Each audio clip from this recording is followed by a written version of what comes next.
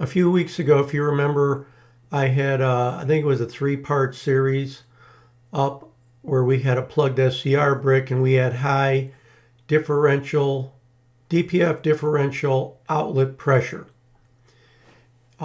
We've had another unit come in and we had faults on the DPF differential pressure sensor outlet circuit.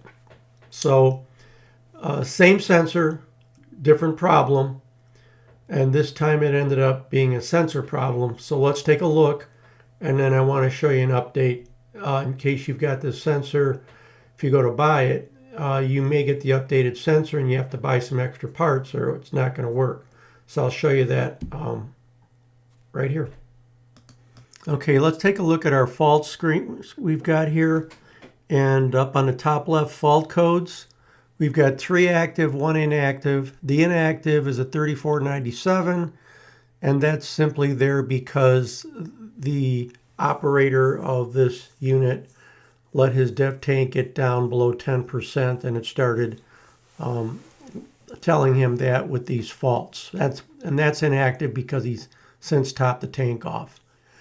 So let's look at 3135, 5716, and 6786 faults. They're all active.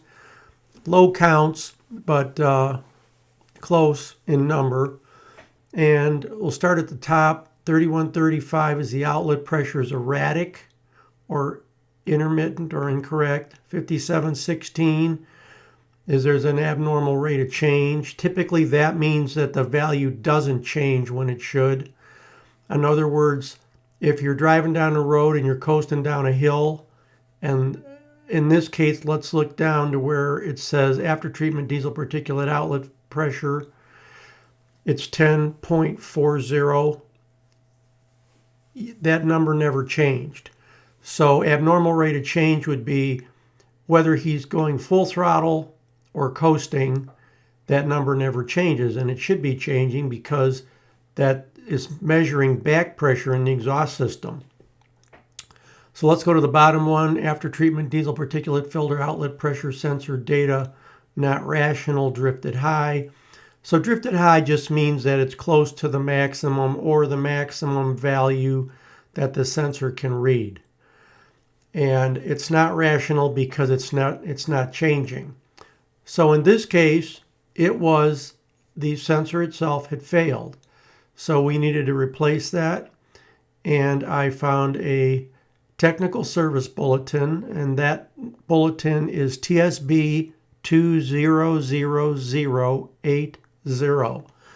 Now, if you have QuickServe online, and I got a video up on how to get your own free account, you open QuickServe up, log in, and you go up on the very top right, and there's a couple of blanks there that you can type, and there's for searching. Just type TSB 200080, hit search, and you'll see a blue link show up to it down in the bottom middle of the screen. Click it, and it'll open up this document. And what is in the document is this. It's going to mention these 2 sensor part numbers. The top one, the 287-1960, that's been the sensor that's been in the trucks for a number of years, or on the systems, I should say, for a number of years, whether the engine's in a machine or a truck or whatever. And the bottom sensor, the 549-2073, is the newer part number. And this sensor goes on pretty much, if you've got a truck on the highway, this is going to be the one on it, one of these 2. And it's on a lot of off-road stuff too. So the bulletin, the TSB 2080 is going to show these 2 sensors. It's going to show the updated tube kits because you can see that the tube sizes are different, so you have to have different hoses to plug on, and the hose shapes depending on how your after treatment is set up, whether it's in line, switchback, stacked vertically, or horizontal and vertical configuration. Those hoses that plug on and go to the filter sensing pipes are going to be different shapes because they're kind of preformed hoses. So that's why I didn't list the part numbers of the hoses, because I don't want you to get the wrong ones and then you're stuck. So just keep that in mind. If you have that sensor fail, that you could be facing this. It's no big deal. The nice thing is that the new and old sensor fit in the exact same place, the same mounting bolts, the same plug plugs into them. The only thing that you have to change is the sensing tubes, because the collars are larger that snap on and lock on the sensor. Thanks for joining me at Engine Shop Joe. Have a good week. See you next time.